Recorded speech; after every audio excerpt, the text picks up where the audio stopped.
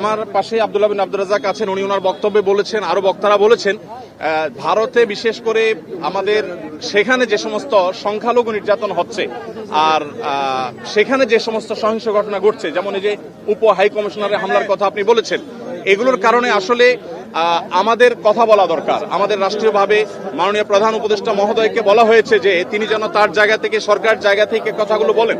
আমরা যখন আমাদের কথাগুলো বলবো না, তখন আমাদের উপর আরো চেপে আসা হবে।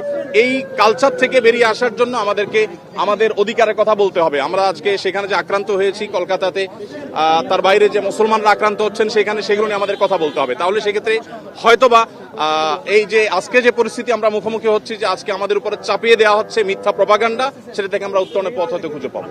আসসালামু আলাইকুম ওয়া রাহমাতুল্লাহ। আলহামদুলিল্লাহ ওয়াহদা ওয়াসসালাতু ওয়াসসালামু আলা মান লা নাবিয়্যা বা'দা। আমি আব্দুল্লাহ বিন আব্দুর রাজ্জাক।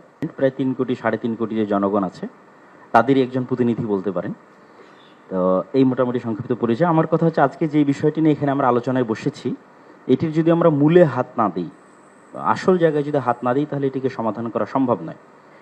বাংলাদেশে যে সকল ধর্মের মধ্যে সম্প্রীতি বিরাজ করে, তার সবচেয়ে বড় উদাহরণ হচ্ছে সাইফুল ইসলাম আলিফ হত্যার পরও বাংলাদেশে কোথাও কোনো প্রকার দুর্ঘটনা সংঘটিত হয়নি, এবং সকল আলেম ওলামা নিজ নিজ জায়গা থেকে, আমি আমার জায়গা থেকে, সকল জ্ঞানীগুণী আলেম ওলামা নিজ জায়গা থেকে ফেসবুকে বক্তব্যে সবাইকে শান্ত থাকার আহ্বান করেছে।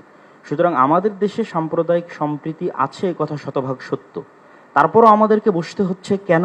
ওই জায়গায় আমাদের হাত দিতে হবে। আমরা আসলে ভূ রাজনৈতিক আন্তর্জাতিক রাজনীতির শিকারে পরিণত হয়েছি। এই জায়গায় যদি আমরা সমাধান করতে চাই, তাহলে আমাদেরকে লক্ষ্য রাখতে হবে বড়।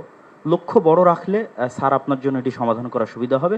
সেই বড় লক্ষ্যটি হচ্ছে, প্রকৃত অর্থে আমাদের পার্শ্ববর্তী দেশে সংখ্যালঘুরা নির্যাতিত। পৃথিবীর ইতিহাসে কোথাও এখন পর্যন্ত কোনো ইবাদতখানা এভাবে ভাঙ্গা হয়নি যেভাবে আগামী 6 নভেম্বর শুক্রবারের দিন বাবরি মসজিদ আজ থেকে 50 বছর পূর্বে ভাঙ্গা হয়েছে। পুলিশ হেফাজতে যেভাবে মুসলিমদের হত্যা করা হয়েছে, মুসলিম এমপিকে, রানিং এমপিকে, এভাবে কোথাও হয়নি। এরকম আরও অসংখ্য ঘটনা আছে যেটা আমাদের পার্শ্ববর্তী দেশে প্রকৃত অর্থে সংখ্যালঘুরা নির্যাতিত। আমাদের দায়িত্ব মানুষ হিসেবে এবং তাদের পার্শ্ববর্তী দেশ হিসেবে, এবং 47-এ আমরা যে ওয়াদা দিয়ে এই দেশটাকে স্বাধীন করেছিলাম, সেই ওয়াদা রক্ষার্থে আমাদের দায়িত্ব হচ্ছে আমাদের পার্শ্ববর্তী দেশের সংখ্যালঘু নির্যাতনের প্রতিবাদে আমাদেরকে আওয়াজ উঠানো। আমাদের দেশে কোনো সংখ্যালঘু নির্যাতন নাই, কিন্তু আমাদেরকে আওয়াজ উঠাতে হবে আমাদের পার্শ্ববর্তী দেশে যে সংখ্যালঘু নির্যাতন হচ্ছে সেটি নিয়ে। এই জন্য আমি আহ্বান জানাবো আমাদের মাননীয় প্রধান উপদেষ্টার প্রতি, যে তিনি যেন এই বিষয়টির প্রতি দৃষ্টি দেন, এবং সবাই আপনার সাথে আছে। গতকাল রাজনৈতিক দলগুলোকে দেখেছেন, আজকে ধর্মীয় নেতাদের দেখছেন, সকলেই আপনার সাথে আছে, এবং আপনার হাতকে মজবুত করার জন্য দেশে যে জাতিগত ঐক্য তৈরি হয়েছে, এটিকে আপনি সাহস হিসেবে ধরে নিন।